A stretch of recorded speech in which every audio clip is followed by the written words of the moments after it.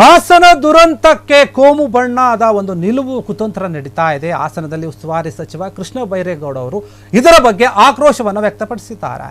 ಘಟನೆಗೆ ಕೋಮು ಬಣ್ಣ ಬಳಿಯುವಂತಹ ಒಂದು ಯತ್ನ ನಡೀತಾ ಇದೆ, ಇದು ಸರಿಯಲ್ಲ ಅಂತ ಹೇಳಿರುವಂಥದ್ದು.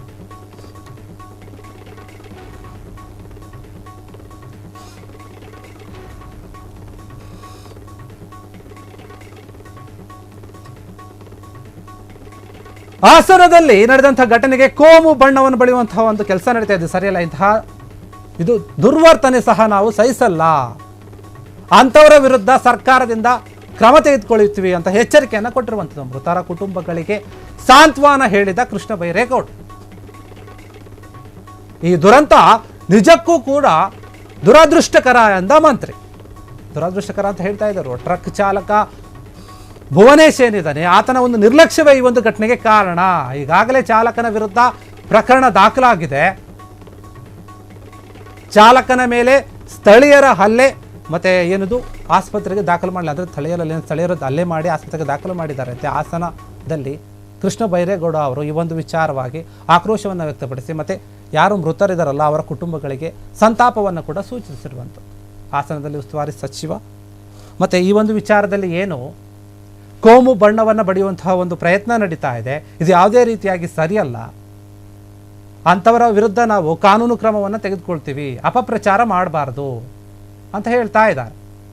ಯಾರೇ ಮಾಡಿದ್ರೂ ಸರಿ, ನಾವು ಅವರ ವಿರುದ್ಧ ಕ್ರಮವನ್ನು ತೆಗೆದುಕೊಳ್ತೀವಿ. ಈಗಾಗಲೇ ಈ ಒಂದು ಘಟನೆಗೆ ಸಂಬಂಧಪಟ್ಟಂತೆ ಒಂದು ಟ್ರಕ್ ಚಾಲಕನನ್ನು ನಾವು ಬಂಧಿಸಿದ್ದೀವಿ, ಕಾನೂನು ಕ್ರಮ ತೆಗೆದುಕೊಳ್ಳುತ್ತೀವಿ, ಕೇಸಾಗಿದೆ ಅವ್ರ ಮೇಲೆ ಅಂತ ಹೇಳಿದ್ದಾರೆ. ಅವರೇ ಪ್ರತಿಕ್ರಿಯೆ ನೀಡಿರುವಂಥದ್ದು ಹಾಸನದಲ್ಲಿ. ಮಾನ್ಯ ಮುಖ್ಯಮಂತ್ರಿಗಳು ರಾತ್ರಿ ನಾನು ಮಾತಾಡಿದಾಗ ಕೂಡಲೇ ಅವರ ಕುಟುಂಬದಲ್ಲಿ ಆಗಿರುವ ನಷ್ಟಕ್ಕೆ ನಾವು ನಷ್ಟವನ್ನು ಯಾವುದೇ ಮೊತ್ತಕ್ಕೆ ಹೋಲಿಕೆ ಮಾಡಲಿಕ್ಕೆ ಸಾಧ್ಯ ಇಲ್ಲ. ಇದನ್ನು ನಾವು ಸ್ಪಷ್ಟವಾಗಿ ಅರ್ಥ ಮಾಡ್ಕೊಳ್ಳೋಣ. ಅದಕ್ಕೆ ನಾನು ಆ ಮೊತ್ತದ ಬಗ್ಗೆ ಮಾತಾಡಲಿಕ್ಕೆ ಹೋಗಲಿಲ್ಲ. ಯಾಕೆಂದರೆ ಆ ಮೊತ್ತದಲ್ಲಿ ನಾವು ಪ್ರಾಣವನ್ನು ಅಳಿಲಿಕ್ಕೆ ಆಗೋದಿಲ್ಲ. ಅವರ ನಷ್ಟವನ್ನು ಯಾವುದೋ ಒಂದು ಮೊತ್ತದಿಂದ ಭರಿಸಲಿಕ್ಕೆ ಸಾಧ್ಯ ಇಲ್ಲ. ಆದಾಗ್ಯೂ ಕೂಡ ನೊಂದ ಸಂದರ್ಭದಲ್ಲಿ ಸುಮಾರು ಜನ ಯುವಕರಿದ್ದಾರೆ, ವಿದ್ಯಾರ್ಥಿಗಳಿದ್ದಾರೆ. ಇನ್ನು ಕೆಲವರು ಇಲ್ಲಿ ಪ್ರಭಾಕರ್ ಅವರು ಸುಮಾರು 58 ವಯಸ್ಸು, 55-58 ವಯಸ್ಸು ಆಗಿರುವಂಥವರು ಇದ್ದಾರೆ. ಸೊ ಅವ್ರಿಗೆ ಕುಟುಂಬದಲ್ಲಿ ಒಂದು ಯಜಮಾನರ ಸ್ಥಾನದಲ್ಲಿ ಇರ್ತಕ್ಕಂಥವ್ರು.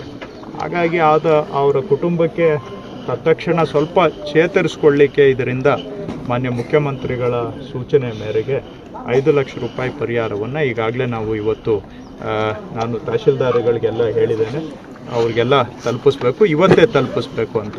ಇಲ್ಲಿ ಮೃತರಾದಂಥ ಪ್ರಭಾಕರ್ ಅವರು ಅವರ ಕುಟುಂಬದ ಸದಸ್ಯರ ಕೈಗೆ ನಾನು ಇಲ್ಲಿ ಕೊಟ್ಟಿದ್ದೇನೆ. ಅವರು ಸ್ಥಳೀಯವಾಗಿ ಹೆಚ್ಚಿನ ಪರಿಹಾರ ಕೊಡಬೇಕು ಅಂತ ಸ್ಥಳೀಯ ಜನ ಒತ್ತಾಯ ಮಾಡಿದ್ದಾರೆ, ಭಾಳ ಪ್ರಬಲವಾಗಿ ಒತ್ತಾಯ ಮಾಡಿದ್ದಾರೆ. ಆ ವಿಷಯವನ್ನು ನಾನು ಮುಖ್ಯಮಂತ್ರಿಗಳ ಜೊತೆಗೆ ನಾನು ಮಾತಾಡ್ತೇನೆ. ಎಲ್ಲ ವಯಸ್ಸಿನವರಿಗೂ ಒಂದೇ ರೀತಿ ಮಾನ್ಯ ಮುಖ್ಯಮಂತ್ರಿಗಳು 5 ಲಕ್ಷ ರೂಪಾಯಿ ಪರಿಹಾರವನ್ನು ಕೊಡಬೇಕು ಅಂತ ಹೇಳಿದ್ದಾರೆ. ಹಾಗೂ ಅವರ ವೈದ್ಯಕೀಯ ವೆಚ್ಚಗಳನ್ನು ಕೂಡ ಸರ್ಕಾರವೇ ಭರಿಸಬೇಕು ಅನ್ನುವಂಥದ್ದನ್ನು ಹೇಳಿದ್ದಾರೆ. ಸೊ ಇವೆರಡೂ ಕೆಲಸವನ್ನು ನಾವು ಮಾಡ್ತಾ ಇದ್ದೇವೆ. ಸ್ಥಳೀಯರಿಂದ ಬಂದಿರತಕ್ಕಂಥ ಒತ್ತಾಯ ಬೇಡಿಕೆ ಮಾತಾಡ್ತೇನೆ. 25 ಲಕ್ಷ ಕೇಳ್ತಿದ್ದಾರೆ. ಈಗ ಒಂದು ಲೈಫ್ ಅನ್ನ ಸಾಕ್ತದೆ. ಎಷ್ಟೋ ಜನಕ್ಕೆ ತಂದೆ ಇಲ್ಲ, ತಾಯಿ ಒಬ್ಬರೇ ಇದ್ದಾರೆ, ಒಂದು ಅಣ್ಣ ತಮ್ಮಂದಿರು ಸತ್ತಿದ್ದಾರೆ. ಬೇಸಿಕಲಿ ಫಸ್ಟ್ ಆಕ್ಸಿಡೆಂಟ್ ಆಗಿದೆ ಪ್ರಭು ಅವರು ಸ್ಕೂಟ್ರಿಗೆ ಹೊಡೆಯೋದು. ಅವ್ರು ಜನ ಕೇಳ್ತಿದ್ರೆ ಕನಿಷ್ಠ 25 ಲಕ್ಷ ಕೊಡಬೇಕು. ಇರಲಿ.